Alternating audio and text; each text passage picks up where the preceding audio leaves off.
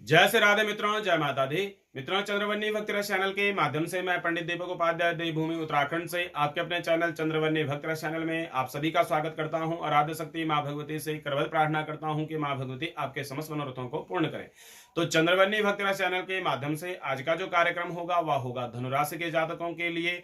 तो बड़ा ही महत्वपूर्ण धनुराशि के जातकों के लिए आज का कार्यक्रम रहेगा, क्योंकि आज के कार्यक्रम के माध्यम से हम बात करेंगे धनुराशि के जातकों के लिए आने वाला मई 2025 का यह महीना आपके लिए कैसा रहेगा। तो जब भी कोई नया महीना प्रारंभ होता है तो हर व्यक्ति के, हर जातक के मन में यही सवाल रहते हैं कि आने वाला महीना हमारे लिए कैसा रहेगा। तो आज हम बात करेंगे धनुराशि के जातकों के लिए मई 2025 के अनुसार आपके कार्य क्षेत्र की स्थिति कैसे रहेगी, आर्थिक स्थिति कैसे रहेगी, स्वास्थ्य आपका कैसा रहेगा, साथ ही साथ प्रेम और वैवाहिक जीवन के लिए यह मई का महीना आपके लिए कैसा होगा, और पारिवारिक जीवन में कैसा रहेगा मई का महीना। और वीडियो के अंत में बात करेंगे सुंदर सटीक से उपायों की, जिन उपायों को करके आप इस मई के महीने को सुफलदायी बना सकेंगे। तो जितने भी धनुराशि के जातक हैं सभी लोग वीडियो में बने रहें, वीडियो को इष्ट मित्रों तक शेयर जरूर करें, और जो पहली बार हमसे जुड़े हैं कृपया हमारे चैनल को सब्सक्राइब जरूर करें, बेल आइकन का बटन दबाना बिल्कुल भी ना भूलें, ताकि आगे आने वाली जो वीडियो है वह समय समय अनुसार आप तक पहुंच सके और आप हमारे वीडियो से लाभान्वित हो सके। तो ज्यादा देर न करते हुए बात करते हैं धनुराशि के जातकों के लिए कार्य क्षेत्र की स्थिति कैसे रहेगी इस मई के महीने में। तो कार्य क्षेत्र की अगर हम बात करें तो महीने की शुरुआत के समय जो है बुध ग्रह मीन राशि में रहेंगे और चतुर्थ भाव में नीच अवस्था में विराजमान रहेंगे। तो ऐसे में बुध के जो है मिले जुले परिणाम आपको मिल सकते हैं। बुध जो है औसत परिणामों की उम्मीद की जा सकती है, लेकिन 7 मई से लेके और 23 मई 2025 तक बुध ग्रह जो है वे पंचम भाव में गोचर करेंगे। तो पंचम भाव में बुध का जो गोचर होगा तो पंचम भाव में बुध के गोचर को अच्छा नहीं माना जाता है। हालांकि 23 मई के बाद बुध ग्रह की जो स्थिति होगी वह अच्छी हो जाएगी।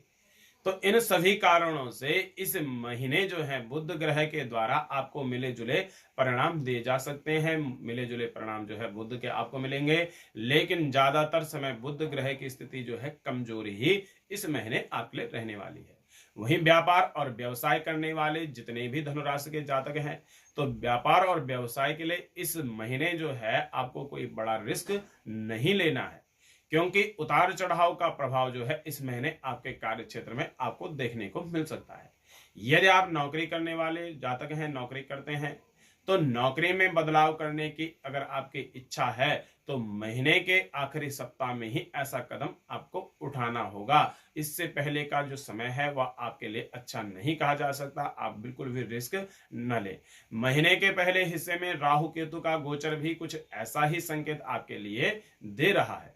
महीने के दूसरे हिस्से में बृहस्पति ग्रह की सकारात्मकता तथा अन्य ग्रहों की सकारात्मकता स्थिति को अगर देखा जाए तो आपको बेहतर परिणाम मिल सकते हैं महीने के दूसरे हिस्से में।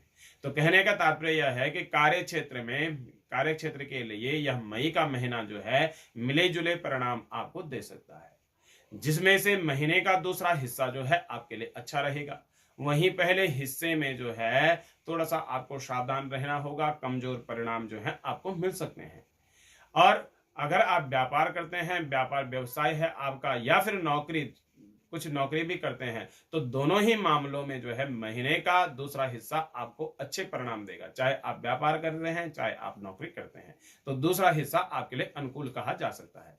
नौकरी पेशा करने वाले लोग जो हैं अपने वरिष्ठ जो सहकर्मी हैं, आपके जो वरिष्ठ सहकर्मी हैं, आपके बड़े अधिकारी जो हैं, उनके साथ महीने के दूसरे हिस्से में तालमेल बिठाने में आप कामयाब हो पाएंगे और बेहतर तरीके से कार्य करेंगे। तो इस अवधि में व्यापार हो, व्यवसाय हो, तो आपको जो है, चाहे आप व्यापार करते हैं महीने के दूसरे हिस्से में, चाहे व्यवसाय या इत्यादि कुछ भी करते हैं, नौकरी करते हैं, तो आपके लिए यह समय जो है उचित रहने वाला है। तो दूसरा हिस्सा महीने का आपके लिए अधिक अनुकूल कहा जा सकता है, चाहे नौकरी करने वाले हों, चाहे व्यवसाय करने वाले। अब बात करते हैं आर्थिक स्थिति की, कि आर्थिक स्थिति जो है इस मई 2025 के महीने में धनुराशि के जातकों के लिए कैसी रहेगी। तो आर्थिक मामलों की अगर हम बात करें तो आपके लाभ भाव के स्वामी शुक्र जो हैं वह इस महीने अच्छी अवस्था में रहेंगे। मंगल ग्रह का गोचर की अगर हम बात करें तो मंगल भले ही अष्टम भाव में रहेंगे, लेकिन लाभ भाव पे इनकी दृष्टि रहेगी। भाग्य स्थान के स्वामी सूर्य का गोचर जो है, सूर्य का गोचर भी महीने के पहले हिस्से में आपके लाभ भाव पर दृष्टि डालेगा। तो अर्थात इस महीने कर्म के अनुसार, जैसा आप कर्म करेंगे उसके अनुसार ही आपको लाभ की प्राप्ति होगी। और पिछले दिनों जो आपने प्रयत्न करे थे उनसे तो उससे भी कुछ ना कुछ लाभ आपको महीने के पहले हिस्से में मिलेगा। तो इस महीने धन भाव के स्वामी शनि की स्थिति बहुत अच्छी नहीं है। स्वाभाविक है कि बचत के मामले में कुछ ना कुछ कमजोर आपके लिए यह स्थिति रह सकती है। दूसरे भाव पर मंगल की दृष्टि भी जो है बचाए हुए धन को खर्च करवाने का काम कर सकती है। हालांकि धन के कारक बृहस्पति जो है कहीं ना कहीं से आपका संयोग जरूर करेंगे और आपको लाभ दिलाएंगे। तो आपको महीने के दूसरे भाग में जो है अच्छा लाभ मिल सकता है, अपितु महीने के पहले हिस्से में कुछ सावधान आपको रहना होगा, क्योंकि धन के कारक बृहस्पति की दृष्टि महीने के दूसरे हिस्से में जो है आपके लाभ भाव पर जाएगी और जो विभिन्न माध्यमों से, अनेक माध्यमों से आपको लाभ करवाना चाहेंगे। यदि आप व्यापार व्यवसाय से जुड़े हुए व्यक्ति हैं तो आमदनी के माध्यम आपके एक से अनेक हो सकते हैं। व्यापार करते हैं तो दूसरे हिस्से में जो है मई दूसरे हिस्से में आपके अनेक माध्यमों से धन की प्राप्ति हो सकती है। वही नौकरी पेशा करने वाले लोग जो हैं वह भी उनकी स्थिति भी जो है महीने के दूसरे हिस्से में मजबूत होते हुए दिख रही है और अच्छे परिणाम आपको मिलते हुए दिख रहे हैं। तो धन को बचाने के लिए आपको कुछ हद तक जो है कंजूस बनना पड़ सकता है, अथवा पहले से बचाए हुए धन को सुरक्षित रखने के लिए कई नई युक्तियां आपको अपनानी पड़ सकती हैं, तभी वह धन आपका बचत होता हुआ दिख रहा है। अब बात करते हैं स्वास्थ्य की कि भाई स्वास्थ्य आपका कैसा रहेगा इस मई 2025 के अनुसार धनुराशि के जातकों का। तो स्वास्थ्य के दृष्टिकोण से मई का महीना आपके लिए जो है औसतन रूप से ही कहा जा सकता है। और हालांकि महीने के पहले हिस्से में आपके लग्न या फिर राशि के स्वामी ग्रह बृहस्पति जो है आपके छठे भाव में रहेंगे, तो यह थोड़ी कमजोर स्थिति है। लेकिन इसके बावजूद भी कोई बड़ी स्वास्थ्य समस्या आपको नहीं आएगी। मंगल का अष्टम भाव में गोचर जो है चोट इत्यादि, चोट खरोंच का भय जो है आपको हो सकता है, तो इसलिए वाहन चलाते समय सावधानी रखें। और आपके चतुर्थ भाव की स्थिति भी शनि की उपस्थिति के चलते थोड़ी सी कमजोर ही कही जा सकती है। विशेष करके महीने के पहले हिस्से में राहु केतु का प्रभाव भी आपके चतुर्थ भाव पर रहेगा, तो ऐसे में वाहन इत्यादि सावधानी पूर्वक चलाने की सलाह आपको दी जा सकती है, क्योंकि चोट खरोंच लगने का आपको भय बनता हुआ दिख रहा है। अन्य कोई बड़ी समस्या नहीं आएगी, तो यह आपको थोड़ा सा सावधान रहना होगा। यदि आपको पहले से ही हृदय या सीने से संबंधित कोई तकलीफ रही है तो आपको आहार विहार का यानी कि खान पान का ध्यान रखना होगा।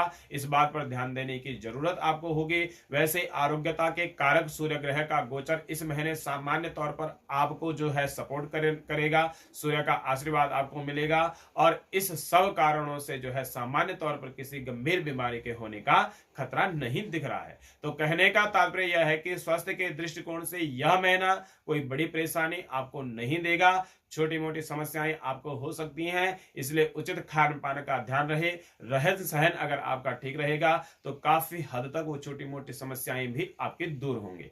तो इसलिए जो है इन बातों का आपको ध्यान रखना है।